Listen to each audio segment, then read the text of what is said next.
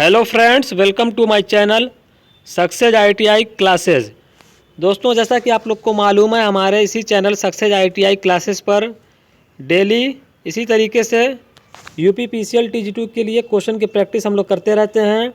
आज की क्लास में हम लोग बहुत ही शानदार क्वेश्चन देखने वाले हैं। इससे पहले हम लोग डीआरडीओ टेक्नीशियन ए के लिए बहुत सी क्लासेस लिए थे, मैराथन क्लास भी थी, यूपी पीसीएल टीजी2 की भी कई क्लासेस लिए हैं। तो आप लोग सभी क्लासेस को हमारे चैनल पर जाकर देख सकते हैं।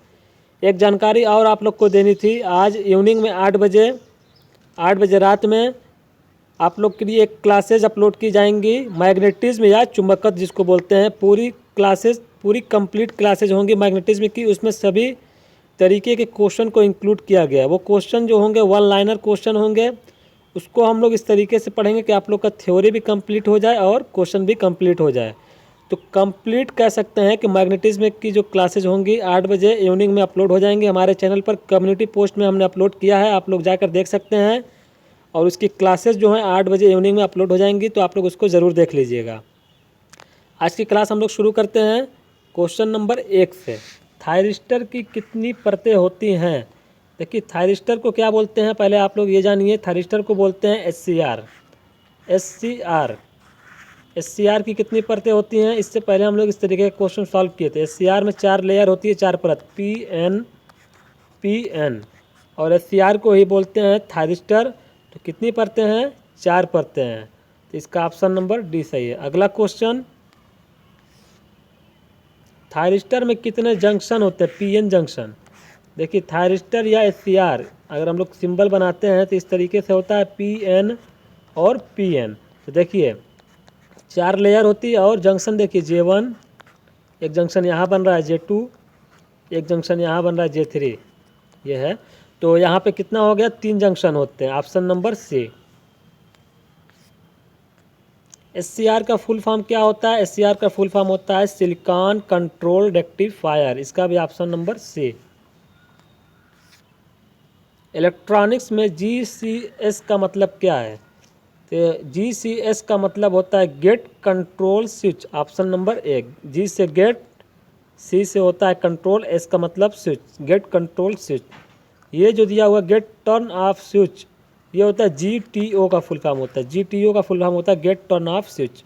यहाँ पूछा है जीसीएस का, तो हो जाएगा ऑप्शन नंबर ए। अगला क्वेश्चन, इलेक्ट्रॉनिक्स में एससीएस का मतलब क्या होता है? एससीएस का मतलब होता है silicon control switch, option number D, silicon control switch. अगला क्वेश्चन, निम्नलिखित में से कौन निष्क्रिय साधन है? देखिए, पैसिव साधन क्या होते हैं, निष्क्रिय साधन क्या होते हैं, इसको बोलते हैं एक्टिव एलिमेंट्स और पैसिव एलिमेंट्स।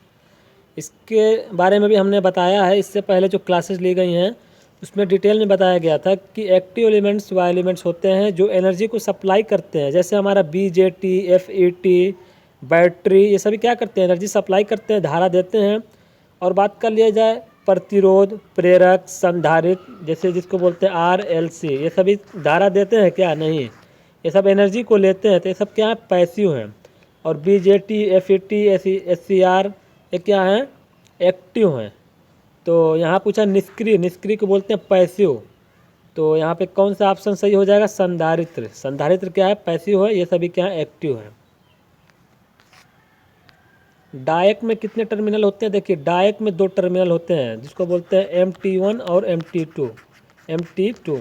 इस तरीके से 2 टर्मिनल होते हैं डायक में, MT1 और MT2।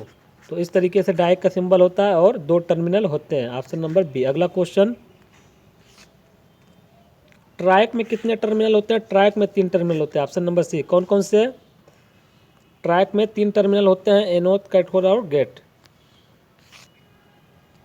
बार कोड रीडर में किस सेमीकंडक्टर का उपयोग किया जाता है? बार कोड रीडर आप लोग देखे होंगे, जैसे ये लाइनिंग बना होता है ना बार कोड रीडर, उसमें जो सेमीकंडक्टर मटेरियल होता है वो होता है लेज़र डायोड। कौन सा होता है? Laser diode. इसमें जो लाइट होती है ना, उसी से हम लोग बार कोड को रीड करते हैं। तो बार कोड रीडर में किस सेमीकंडक्टर का उपयोग होता है? वो होता है, सेमीकंडक्टर डिवाइस का नाम है लेज़र डायोड। एलसीडी का फुल फॉर्म क्या है? Liquid crystal diode. एलईडी का full form light emitting diode. Zener diode के बारे में आप लोग जानते होंगे, रिवर्स बायस में काम करता है, वोल्टेज स्टेबलाइजर के रूप में उपयोग करते हैं। ये सब इंपॉर्टेंट क्वेश्चन है, हमने इससे पहले वाली क्लासेज में सब क्वेश्चन लिए थे। इलेक्ट्रॉनिक्स में GTO का मतलब क्या है? GTO का मतलब क्या होता है? Gate turn off. Option number 3। एक SCR की फॉरवर्ड बायस धारा को किससे कम करके उसे ऑफ किया जा सकता है? देखिए SCR में दो तरीके की करंट होती है। एक होती है लैचिंग धारा, जिसको बोलते हैं टर्न ऑन प्रोसेस से रिलेट करती हैं, और होल्डिंग धारा टर्न ऑफ प्रोसेस से रिलेट करती हैं। तो SCR को फॉरवर्ड बायस धारा को किससे कम कर दें कि उसे ऑफ कर दें? देखिए होल्डिंग धारा से अगर कम कर देंगे तो वो होल्ड हो जाएगी, कहने का मतलब है कि ऑफ हो जाएगी। तो इसका ऑप्शन नंबर बी सही हो जाएगा। SCR को और किस नाम से जाना जाता है? हमने बताया था क्वेश्चन नंबर 1 में ही, थायरिस्टर।